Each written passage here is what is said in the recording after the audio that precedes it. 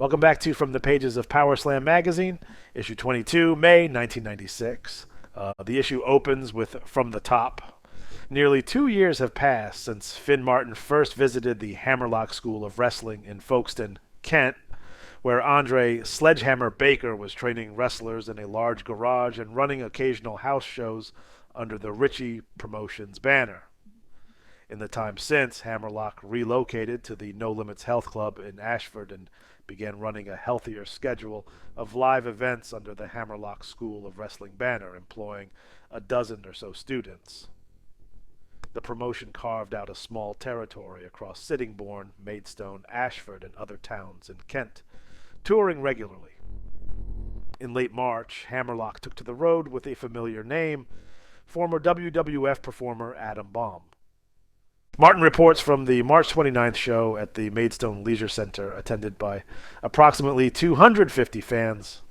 The opening match sees Justin Richards face the Wildcat under a 3 falls over 6 3-minute rounds format, unlike the rest of the card, which is contested under U.S. rules. The round system proves detrimental with early mat work and stalling. Richards establishes himself as the heel with a low blow, while highlights include a plancha dive and sliding dropkick from the Wildcat. Richards wins round 4 with a Tiger Driver. The Wildcat evens the score in round 5 with a top rope splash, and Richards takes the final round with a small package to win 2 falls to 1. The second match features Johnny Storm against Robbie the Rocker Thomas. Storm performs high-risk aerial maneuvers, but appears unready for a paying audience. Thomas also struggles with conditioning issues hurting the flow. After numerous missed spots, Storm scores the pin with his feet on the ropes. The crowd reacts strongly to the entrance of Adam Bomb, who teams with Andre Baker against Doug Williams and the undefeated Titan. Baker and Williams trade holds before Baker press slams Williams and hits a plancha. Bomb and Titan square off, with Bomb flattening Titan with a flying clothesline and following with a drop toe hold and armbar. Baker and Williams return, increasing the pace with a sunset flip powerbomb on the floor and aerial offense from Williams. The match spills outside, chairs are introduced, and Baker sends Williams through a table with a somersault plancha. Williams later grabs the timekeeper's bell, but Baker disarms him. When the referee turns and sees Baker holding the bell, the match is awarded to Williams and Titan by disqualification, provoking crowd anger and an incident involving a fan grabbing the referee's leg. Following the interval, Alex Shane faces Tyrone Archer in an all-babyface match that fails to connect. Both men blow up early, and Shane wins with a small package at 6 minutes and 11 seconds. The show closes with Phil Powers and Gary Steele versus Seek and Destroy, Dave and Tony McMillan. Dave McMillan impresses with stiff offense and aerial moves. The finish comes when Tony McMillan's savate kick sends Steele crashing into his partner, allowing Powers and Steele to win. Martin concludes that the event was mixed, with 2 entertaining tag matches, 2 awkward singles bouts, and 1 that should not have been on the card. The magazine then moves into What's Going Down, covering news from the major promotions. WWF hype for In Your House 7 begins on April 1st at Raw tapings in San Bernardino. Mankind defeats Bob Holly and interferes in The Undertaker's match with Justin Bradshaw. Davey Boy Smith attacks Ahmed Johnson with a chair and table. Jim Cornette claims there will be no more Razor Ramon. The Ultimate Warrior destroys Goldust. The Body Donnas run in after a Godwin squash. Shawn Michaels pins Jerry Lawler but is attacked by Diesel, who uses the WWF title belt, supplied by Mr. Perfect. Michaels later stares down Perfect, hinting at a future confrontation.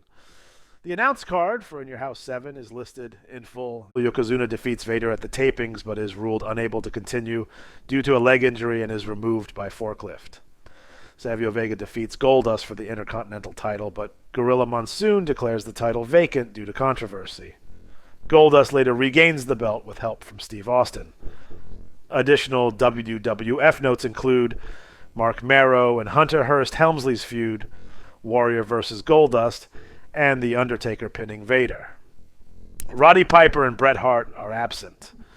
Hart is reported to be touring Germany and possibly taking time off, with conflicting reports on his future.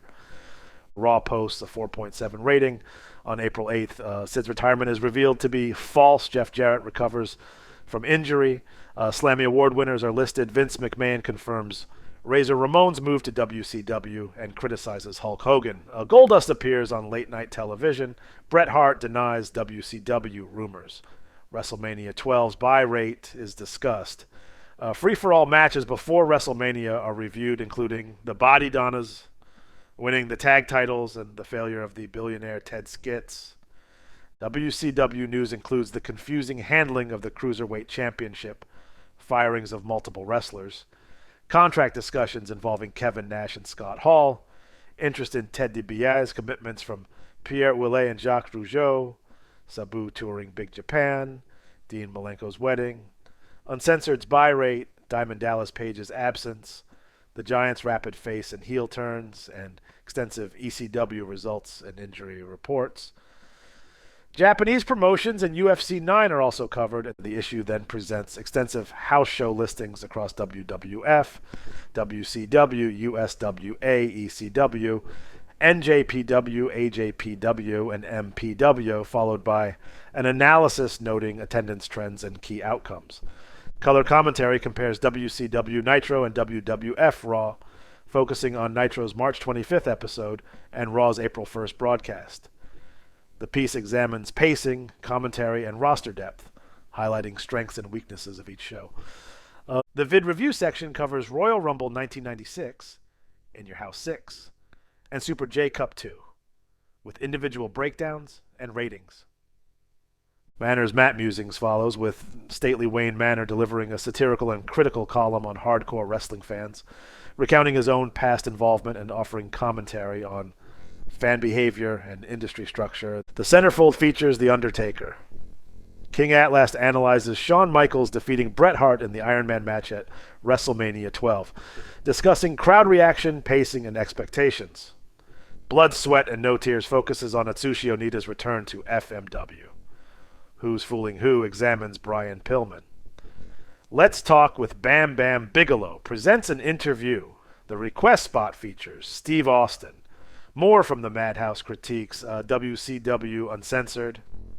Jack's Last Stand covers Cactus Jack in Philadelphia. Letters from readers follow. The issue closes with See Ya, centered on Brian Pillman. See you next time. Farewell from the Empire State.